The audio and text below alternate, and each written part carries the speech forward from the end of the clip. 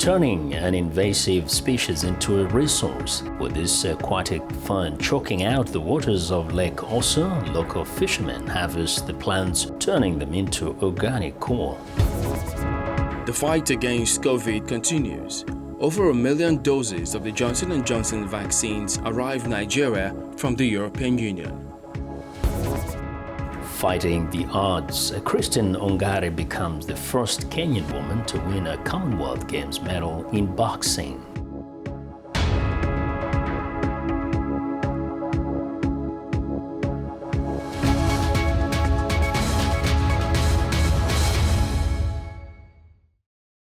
Hello and thanks for tuning into the show that goes around the continent to bring you stories near and far. I'm Chamberlain Osoa, Channels Television here in Lagos. I'm joined by Vincent Makori from Voice of America in Washington. Thanks, I'm Vincent Makori at the Voice of America. Happy to be with you again for another edition of Africa 54. Let's start off with the latest from Nigeria. Chamberlain Osoa in Lagos brings you that story. Nigeria has received additional doses of 1,936,050 doses of Johnson & Johnson vaccines from the European Union. The recent shipment of Johnson & Johnson brings the number of doses of the single-dose vaccine in the country to 12.9 million, as the government says it has earlier procured 39.8 million doses of the vaccine through the African Union, which are yet to be fully delivered. The European Union ambassador to Nigeria, representatives of the World Health Organization and other members of the diplomatic community officially present 1,936,050 doses of Johnson & Johnson vaccines from the European Union to the Nigerian government. The vaccines, which are donations from Finland, Greece and Slovenia, are part of the 20 million doses of Johnson & Johnson vaccines that the European Union promised the federal government. The European Union is now stepping up its effort to support Africa, where vaccination is lower than in other parts of the world. Today's donation signifies the continuation of the commitment of the European Union and its member states to support Nigeria's fight against COVID-19. COVID-19 vaccination in Nigeria is very low. Only 15.7 million people, representing 14.1% of the country's targeted population, have received their first dose.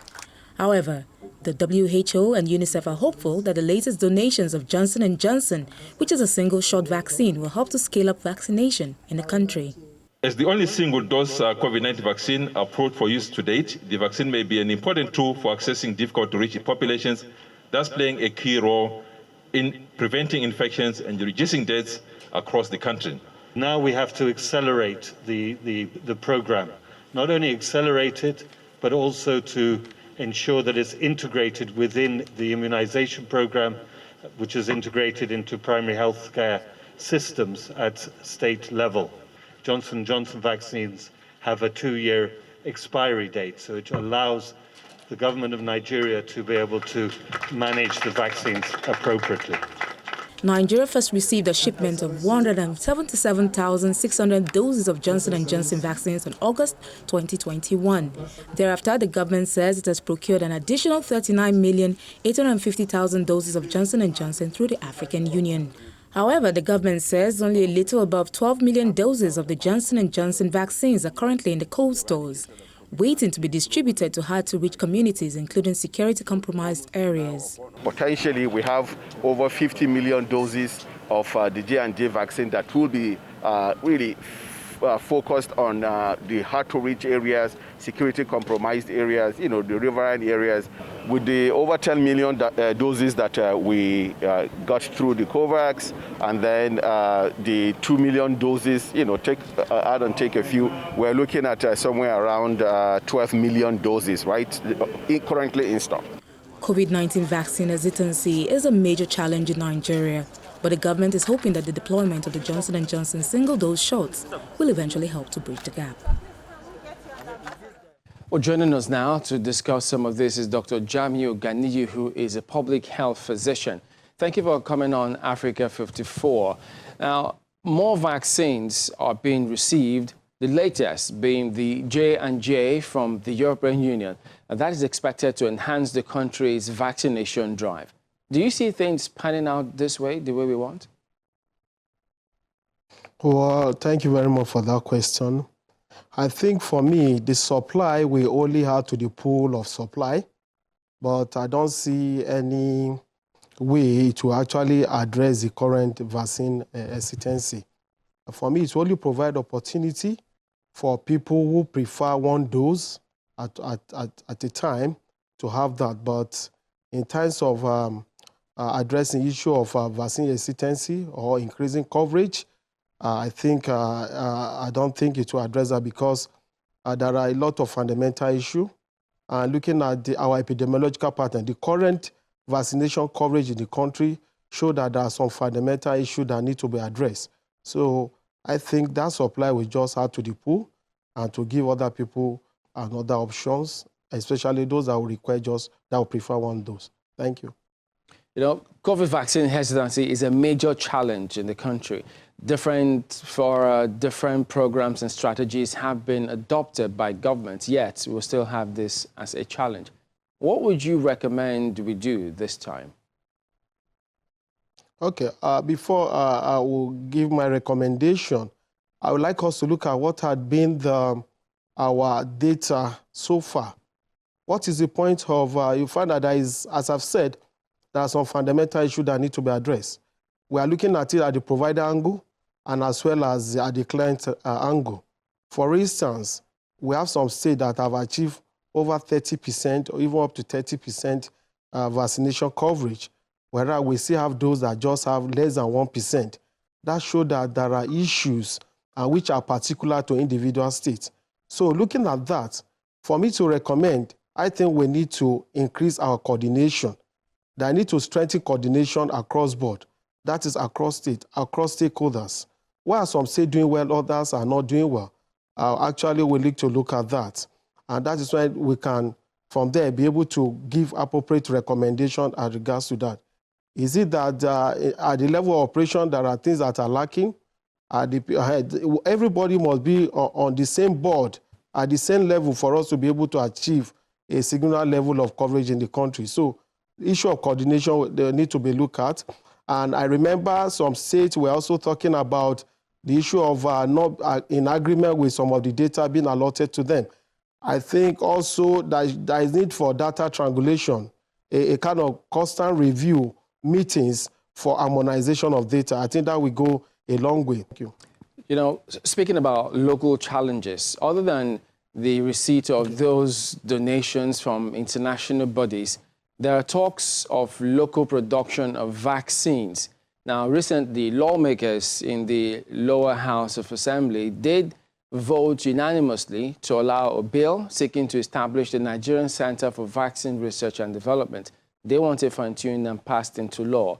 How do you see this playing out? Thank you very much. I think for me, I'm sorry, I don't see any basis for that because Nigeria, this is not the first time. In the past, Nigeria was sometimes producing yellow fever vaccine. So I will advise that we leverage on the existing structure. We cannot have about 3 research institutions. We'll be talking about creating another institution for vaccine development. What is NIMA doing? That's the Nigerian Institute of Medical Research. We have one in Inform, the Veterinary Institution, Army Research Institute. We have the NIPRI in Edu, and we have the NAFDAC. And NAFDAC has been at the forefront of ensuring that Nigeria is accredited as regards to the production of that vaccine. And I remember they are at a certain level. So I don't think, we need to start from the scratch. We have all this infrastructure. What we just need to do is to see how we can improve on these infrastructures, how we can fund. Our challenge has been that research has not been properly funded. There should be a huge budgetary allocation for research in the country so that we can start recording good output as regards to some of those activities. So I think what we should do is to leverage on existing structure, try to provide more funding, try to upgrade all those structures, try to create synergy among those research institutes. Because currently we are talking on One Health. One Health is not at the level of outbreak response. We can also do that at the level of vaccine productions, not only for COVID-19, We have other diseases like that of measles, yellow fever, and so on. So we can leverage, create synergy so that they can start, functioning at maximum level. We don't need to reinvent the wheel. We don't need to start from the beginning. We have all this structure. What you don't need to do is to, let them be functional and at par with international best practices. Thank you. All right, Dr. Jamiu Ganiyu, public health physician, thank you for joining us on Africa 54. Thank you very much. Thank you. In male-dominated societies like Burkina Faso, wives are most often blamed when marriages run into trouble. But a project funded by the World Bank is testing the concept of teaching men how to be better husbands by taking them to school. Henry Wilkins reports from Yako, Burkina Faso. The path to a successful marriage is not always an easy one, but an initiative set up in Burkina Faso by the Sahel Women's Empowerment and Demographic Dividend, SWED, aims to make it less difficult. Yeli Owigo, who is married to Kwame Zupoka, attended so-called husband schools organised by SWED to help him become a better spouse. Before taking part in the classes, life as a couple was not easy. I used to think that women and men don't have much in common when it comes to problems with family life. After the classes, we understood that we can complement and help each other. Burkina Faso is a male-dominated society, but the schools use a variety of teaching techniques, including role plays, to help the men understand the needs of their wives and how to meet them. For example, helping with housework. They also teach the men about women's rights, family planning, health and hygiene, and they are encouraged to include women in making family decisions too. The coordinator of the project in this area of Burkina Faso says the classes have made a big difference to women in the community. There are even men who have attended the childbirth of their wives, which is part of assuming responsibility for the care of the children by the men. For the men in the village who weren't able to participate in the husband schools, those who did have become role models. Although these are the first schools of their kind in Burkina Faso, similar projects have already been implemented in countries like South Africa and Niger. The United Nations says they can help reduce incidents of domestic violence, and they are also about the acknowledgement that gender equality is not just about women and girls. Gender equality is about everybody, including men and boys. Asked if husband schools could be beneficial in countries outside Africa, where statistically gender equality is better than Burkina Faso, Wageni replied, so this is a good idea that can be replicated and even scaled up in other parts of the world, including those countries that feel that they have made a lot of gains. Zupoka, meanwhile, says the classes have made her husband much more helpful and considerate. The love between my husband and me is growing. Now, when my husband goes to the market, he brings me back little gifts, something he didn't do before. So I am very, very satisfied. The national coordinator of the Husband Schools project says it's been a resounding success and is going to be expanded to other parts of the country. The second phase of the project is due to start later this year. Henry Wilkins for VOA News, Yako, Burkina Faso. A Nigerian tech engineer, Onyeka Onwoka, is helping people save power and cut down electricity bills in their homes by developing Smart OVO app. Users can automate their home devices and appliances, controlling them wherever they are in the world. Open the gate. When Onyeka Onwoka walks into his compound, he has no need for a gatekeeper to control the gate or anyone to let him into his home. All he needs is a voice command, smartphone or fingerprint, and then he can access all of these wherever he is, anywhere in the world. Let there be light. The Nigerian techie felt a need to help people cut down electricity bills and save consumption. Over time, we've seen people leave their home and then come back and complain that their electricity bill is piling up. forgetting to turn off their devices, and they feel that it's only when they are at home that their electricity bills will be reading. So many people forget to turn off their ACs, they forget to turn off their water heaters, they forget to turn off their electrical appliances. So I started looking for a way to help people cut down the cost of electricity. To solve this problem, Onyeka came up with a comfortable solution through an automation systematic app. By connecting their devices to the OVO Smart app and the internet, users can control them all without moving an inch. And Onyeka tells us how he does it. You can see when your electrical appliances is on. You can turn it off from anywhere you are in the world. If you have an impromptu guest, you can use your OVO Smart app to unlock your gates for your guest. You can unlock your door for the person. You can turn on and off all your electrical appliances from anywhere you are in the world. And with that, it helps you to save costs of electricity bills.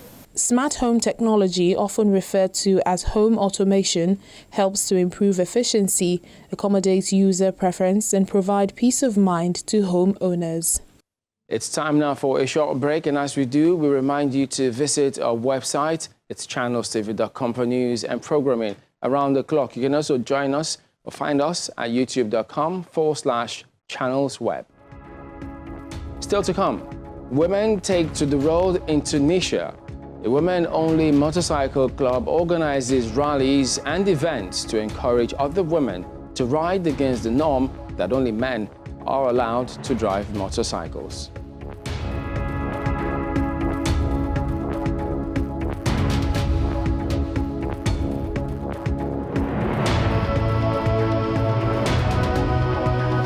Welcome back to Africa 54. I'm Vincent McCory in Washington. Cameroon's largest lake, Lake Ossa, has been invaded by a Salvinian molester, an aquatic fern native to Brazil, which hinders navigation, makes fishing impossible, and blocks water access. Now, to combat this spreading plant, a local aid group is training fishermen to harvest the fern and transform it into organic coal. Anne Nzonkyo reports from Dizangu, Cameroon. Florent Changa caught only 3 fish today, a situation that makes him desperate because he can no longer make a living as a fisherman. That's because an aquatic fern native to Brazil is making it difficult to fish in Lake Ossa. So Changa and other fishermen meet twice a week to remove what they can. Since the Salvinia molester invaded Cameroon's largest lake in 2016, Changa's life has changed for the worse. The children do not go to school because of the Salvinia. When the lake was good in the 80s and 90s, our children went to school, but today we can't pay for their schooling. Lake Ossa is a wildlife reserve, home to freshwater turtles, crocodiles, manatees, and more than 18 species of fish. The local aid group has trained community fishermen to transform the Salvinia into organic coal. After collecting the fern, it is dried and burned. The resulting powder is mixed with other substances and then passed through a mold to create charcoal piece for domestic use. Because the fern grows back every 7 days, the NGO is also experimenting with a biological solution, raising a weevil that will feed specifically on Salvinia. The group has released the weevil in the pilot site in the lake. They hope the insect will multiply, feeding on the Salvinia leaves and producing leaf that will fix on the new plant growth. Birth is where the new leaves are coming out, and at that level you have proteins that the plants use to grow, and the larva will hijack those proteins and therefore will stop the growth of the plants. So not only the weevil will stop the growth of the plants, but it will also destroy the biomass already present. The Cameroon government agreed to a pilot test of the biological solution, but has not discounted other methods. We would like to see the mechanical method applied as well as the biological control.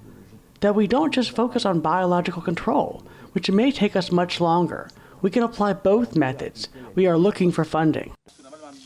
The fishermen are encouraged to sell the salvinia charcoal to generate income, but they say they would rather see a solution to clean up the lake so that they can resume fishing. Anne Zwanke for VOA News, Dizangue, Cameroon. A women-only motorcycle club is breaking gender stereotypes in Tunisia, organizing rallies and events to encourage other women to ride. They aim to break the gender norm that only men are allowed to ride motorcycles. Take a look.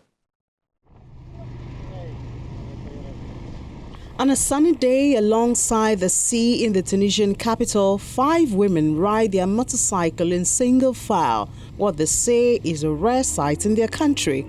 One of the members of the Queen Bikers Motorcycle Club, Khadija Hassaini, says that over 300 women owned motorcycles driving license in Tunisia, but only a few practice the sport. There are more than 300 women who have a motorcycle driving license in Tunisia and do not practice the sport because they do not feel safe or because they don't find clubs that they can belong to. So this is our goal, to establish a club for women only.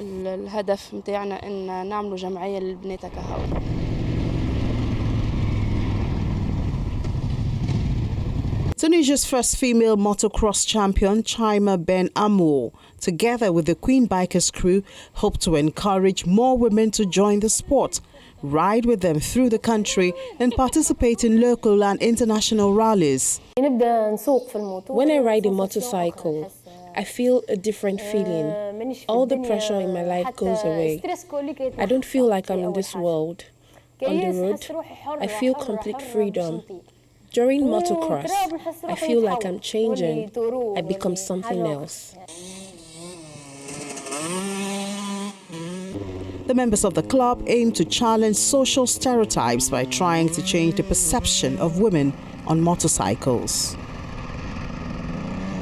From a naive girl whose initial interest was playing football and dabbling in acrobatics, Christine rose above insurmountable odds to cut herself a niche in the Hall of Fame.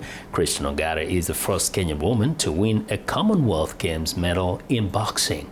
Grace Oyenubi narrates a report from Josephat Kioko in Mombasa, Kenya.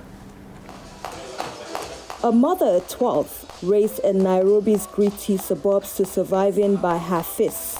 Christine Ongare has made her dreams a reality. She tried women's soccer and gymnastics, but in the end she landed in the boxing world. Life was not easy growing up in such an unforgiving environment. Ongare said girls will be physically and sexually abused, and she had to learn from a young age to fend for herself. She remembers how difficult it was for a young girl to raise a child. Teenagers right now, compared to the life I was raised in the slum, sometimes see these things as fashion. It's like they are in a competition.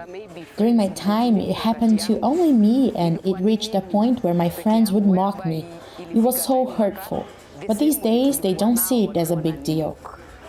Ongare was first introduced to boxing through Box Girls Kenya, an association in Eastlands that helps empower young girls through gloves and sparring.